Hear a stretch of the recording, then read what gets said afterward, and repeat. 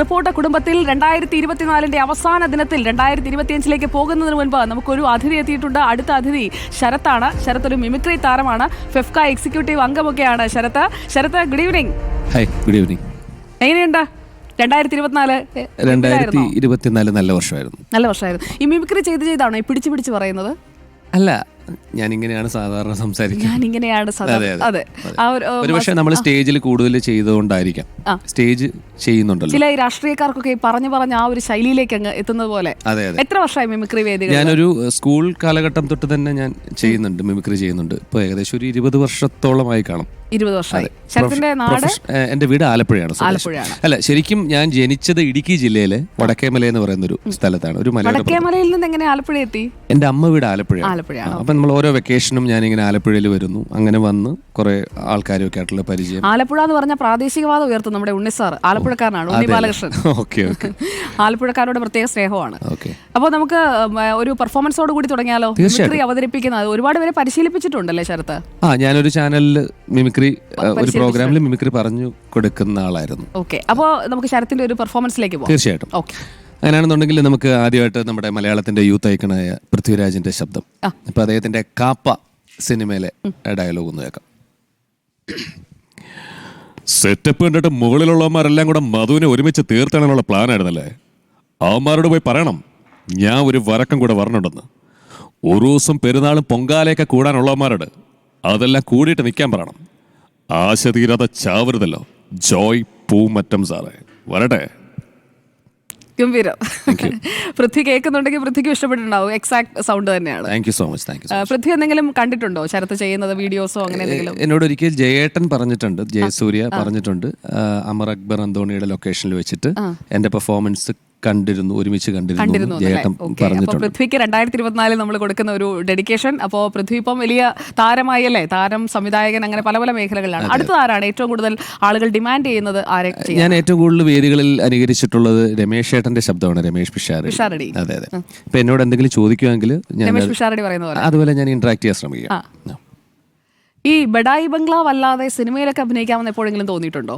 ഈ ബഡായി ബംഗ്ലാവിൽ വരുന്നതിന് മുമ്പ് തന്നെ എല്ലാ മിമിക്രിക്കാരെയും പോലെയുള്ള ഒരു സ്വപ്നം തന്നെയായിരുന്നു സിനിമ എന്ന് പറയുന്നത്. ഞങ്ങള് ഏതൊരു മിമിക്രിക്കാരനെ എടുത്താലും നമ്മുടെ ഉള്ളിലുള്ള ഒരു സ്വപ്നം എന്ന് പറയുന്നത് അത് സിനിമ തന്നെയാണ്. അതിലേക്ക് വരാനുള്ള ഒരുപാട് ബുദ്ധിമുട്ടുകളും പ്രയാസങ്ങളും ഒക്കെ നമുക്കുണ്ടാകും. പക്ഷെ അതൊരിക്കൽ നമ്മളവിടെ എത്തും എന്നുള്ള പ്രതീക്ഷയോടുകൂടി തന്നെയാണ് കഴിഞ്ഞ കുറേ വർഷങ്ങളായിട്ട് സ്റ്റേജിലും അതുപോലെ തന്നെ ചാനൽ പ്രോഗ്രാമുകളിലും ഒക്കെ പ്രോഗ്രാം അവതരിപ്പിച്ചു വന്നത്. രമേശ് അത് വിളിക്കുന്നതാണോ പിഷു എന്ന് വിളിക്കുന്നതാണോ ഇഷ്ടം? സ്നേഹത്തോട് ഒരുപാട് ആൾക്കാർ എന്നെ പിഷു എന്ന് വിളിക്കാറുണ്ട്. തീർച്ചയായിട്ടും ആ ഒരു പ്രയോഗം എനിക്ക് വളരെ ഇഷ്ടമാണ്. പിഷു പാട്ട് പാടുവോ? ഞാൻ ശ്രമിച്ചിട്ടില്ല, എന്നാലും ഇപ്പൊ സുജയ്ക്ക് അങ്ങനെ ഒരു ആഗ്രഹം ഉണ്ടെന്നുണ്ടെങ്കിൽ തീർച്ചയായിട്ടും ഏത് പാട്ടായിരിക്കും ഞാൻ സുജയ്ക്ക് വേണ്ടി പാടിത്തരുന്നത്. പിഷുവിന് ഇഷ്ടമുള്ള പാട്ട് പാടിക്കോ? അങ്ങനെ നോക്കിയാല് നമുക്ക് വേണുവേട്ടന്റെ ഒരു പാട്ട് പാടാം. മലയാളത്തിന്റെ ആരാധനായ ഗായകൻ ശ്രീ ജി വേണുഗോപാലിന്റെ ശബ്ദത്തിൽ ഒന്ന് അദ്ദേഹത്തിന്റെ അനുകരിച്ചല്ല, അദ്ദേഹത്തിന്റെ പാട്ട് ഞാൻ പാടാം. താനേ പൂവിട്ട മോഹം വീതും. ഇനി ഞാൻ കൂടുതൽ പാടിക്കഴിഞ്ഞാൽ ചിലപ്പോൾ അത് വേണുവേട്ടന് വിഷമം.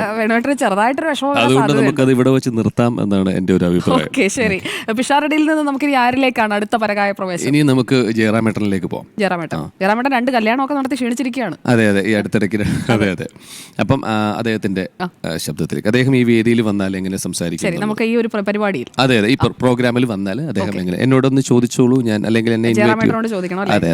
വെൽക്കം ജയറാമേട്ട. നമുക്ക് ഈ പുതുവർഷത്തെ വരവേൽക്കാൻ ജയറാമേട്ടനെ പോലെ എല്ലാ കലകളിലും വൈദഗ്ധ്യമുള്ള ഒരാളെ കിട്ടിയതിൽ അത്രയും സന്തോഷമുണ്ട്. എനിക്ക് ഒരുപാട് സന്തോഷമുണ്ട് സുജയ.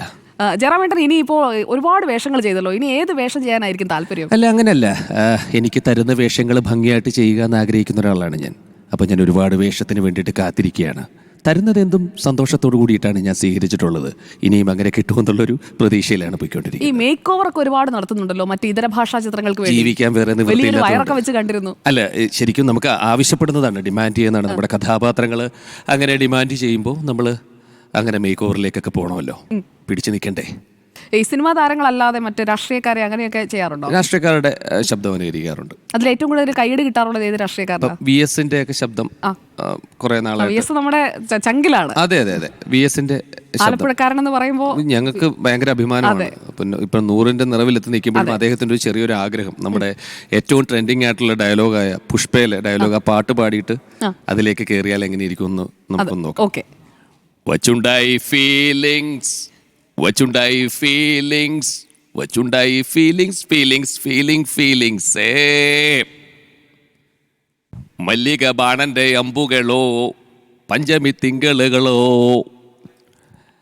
പുഷ്പയെന്ന് പറഞ്ഞാൽ ഫ്ലവർ ആണോ എന്ന് കരുതിയോടാ,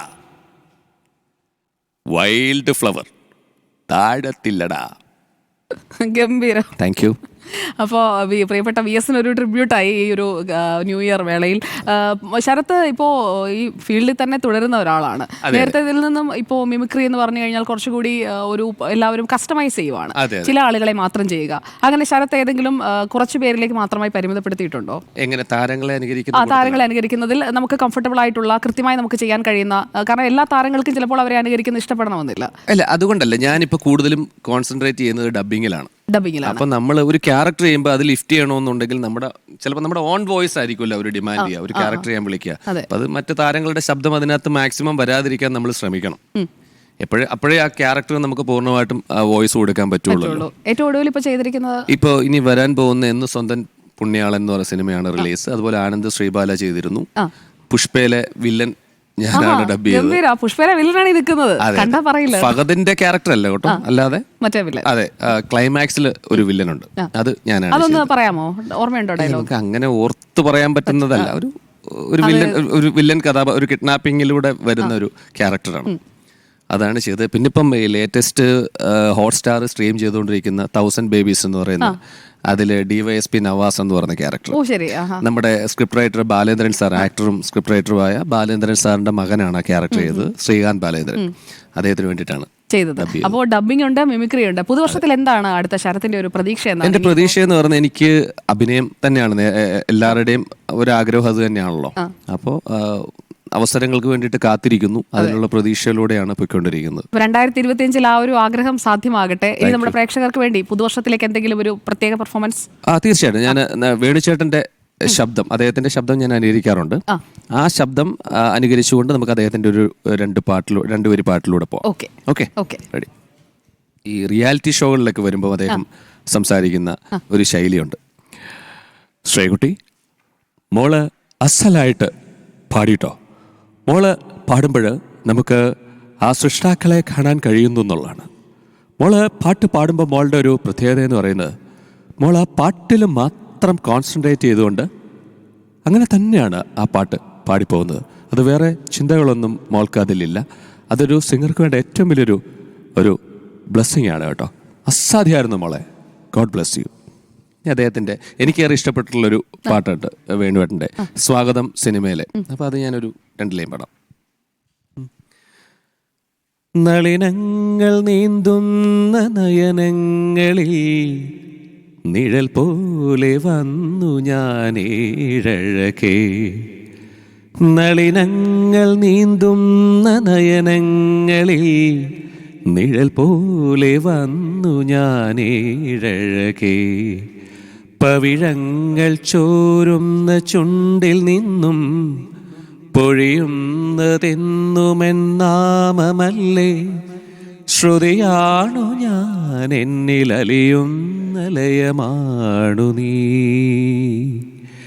ദേവി ദേവി ദേവി ദേവി ദേവി ദേവി. മഞ്ഞിൻ ചിറകൊള്ള വെള്ളരിപ്രാവേ, ഉള്ളിൻ്റെ ഉള്ളിൽ തിരയുന്നതെന്തേ. മൗനം മയങ്ങുന്ന മോഹങ്ങളാണോ, തൂവൽ തുമ്പിലെ സിന്ദൂരമാണോ. Thank you. ഗംഭീരാക്കി. അപ്പോൾ ശരത്, നമ്മുടെ വക ഒരു സമ്മാനമുണ്ട്. ഫൈസൽ, അപ്പോൾ നമുക്കൊപ്പം ചേർന്ന ഈ ഒരു കലാകാരന് ഇപ്പോൾ 2025 ഗംഭീര വർഷമാകട്ടെ. Thank you Sarath. ശരത്താണ് നമുക്കൊപ്പം ചേർന്നത്. ആലപ്പുഴയിൽ നിന്നെത്തിയ ഈ കലാകാരൻ. ഇതുപോലെ ഒരുപാട് നമ്മുടെ ചുറ്റുവട്ടത്തുള്ള കലാകാരന്മാരുണ്ട്, കലാപ്രതിഭകളുണ്ട്. അവരെയൊക്കെ പ്രോത്സാഹിപ്പിക്കാൻ നമുക്ക് പറ്റണം. അതിനൊക്കെയുള്ള വേദി നമ്മളിങ്ങനെ ഒരുക്കിക്കൊണ്ടേയിരിക്കും. റിപ്പോർട്ടറിന്റെ ഈ വേദി കലാകാരന്മാർക്ക്, കലയ്ക്ക്, ഒപ്പം വാർത്തയ്ക്ക് എല്ലാത്തിനും ചേർന്നുള്ളതാണ്. അപ്പോൾ